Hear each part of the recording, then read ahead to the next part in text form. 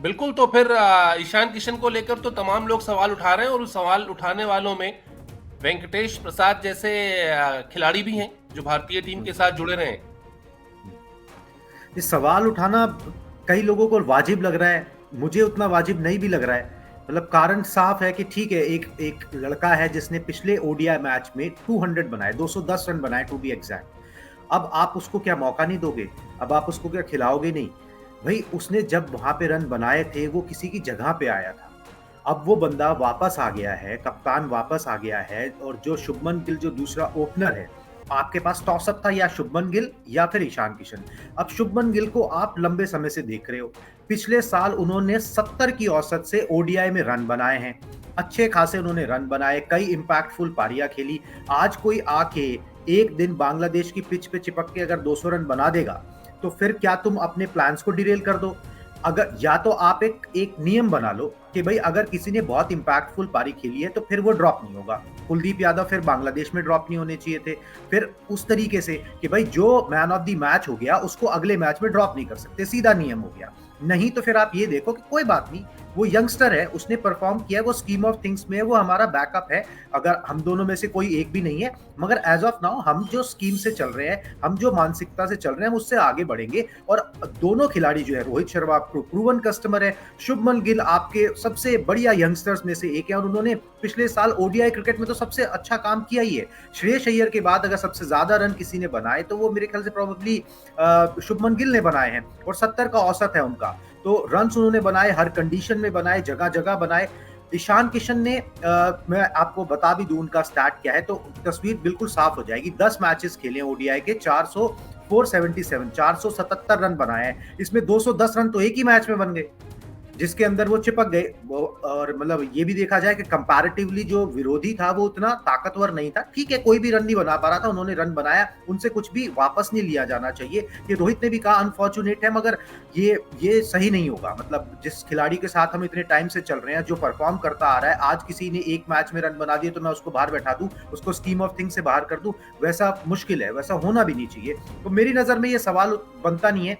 ये जायज है कि शुभमन गिल को आप मौका दीजिए, अगर वो नहीं कर पाए तो आपके पास ईशान किशन रेडी हैं, वो कर लेंगे। और अगर ईशान किशन का आपको ये भी देखना है कि अगर आप वाइट, मेरे को लगता है ना, जब कई बार लोग कहते हैं T20 क्रिकेट और ओडीआई क्रिकेट ना एक ना अलग अलग फॉर्मेट है, मैं नहीं मान रहा हूँ। वो अब एक ही तरीके से खेले जा रहे हैं। व्हाइट बॉल और रेड बॉल को आप अलग अलग मानो। व्हाइट बॉल क्रिकेट के अंदर पिछले 3 मैचेस में ईशान किशन ने कुछ नहीं करके दिया आपको, ये इसी श्रीलंका के खिलाफ। तो हर तरीके से यही वाजिब था कि आप जो है शुभमन गिल को मौका दे, और ईशान किशन को अभी बोले कि भाई आप स्कीम ऑफ थिंग्स में हैं, आप हमारे रडार में हैं, सब कुछ है, आप टीम में हैं, मगर अभी आपको थोड़ा इंतजार अपनी पारी का करना पड़ेगा।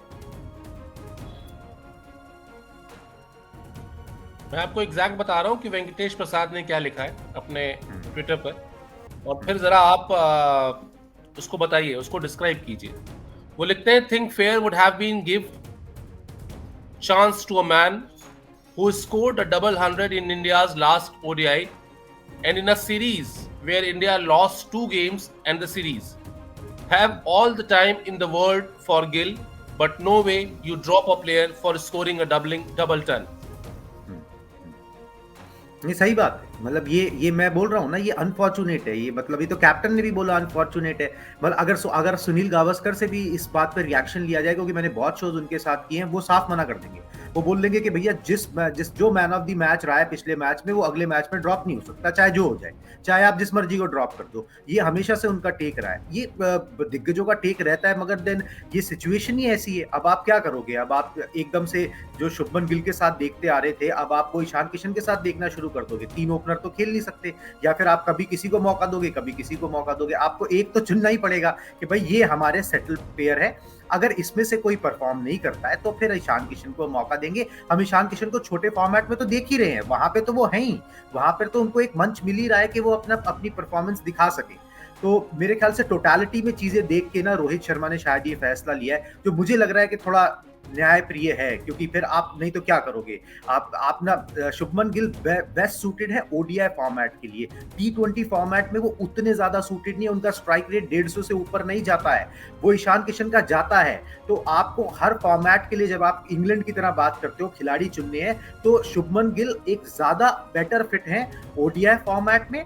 और ईशान किशन ज्यादा बेटर फिट है T20 फॉर्मेट में। वो अलग बात है कि उन्होंने पिछले मैच में 200 बना दिए, वो मौका उनको तब मिला था जब कोई सेटल प्लेयर टीम में नहीं था, कैप्टन ही नहीं था। तो फिर ये सिचुएशन सारी देखनी पड़ती हैं और ये मुश्किल स्थिति तो होती है, मगर ये कि अब ये कड़े फैसले लेने ही पड़ते हैं। और ईशान किशन के लिए थोड़ा सा कड़वी गोली है चबाना कि भाई मैंने तो कुछ भी गलत नहीं किया। वही सेम कंडीशन जो कुलदीप यादव ने बांग्लादेश में कुछ भी गलत नहीं किया था मगर उन्हें बैठा दिया गया। तो वो शायद यंगस्टर्स के साथ ऐसा होता है और भतेरों के साथ हुआ है, मतलब युवराज सिंह के साथ तो सालों साल हुआ है। तो मतलब फिर तो क्या ही कर सकते हैं इसमें।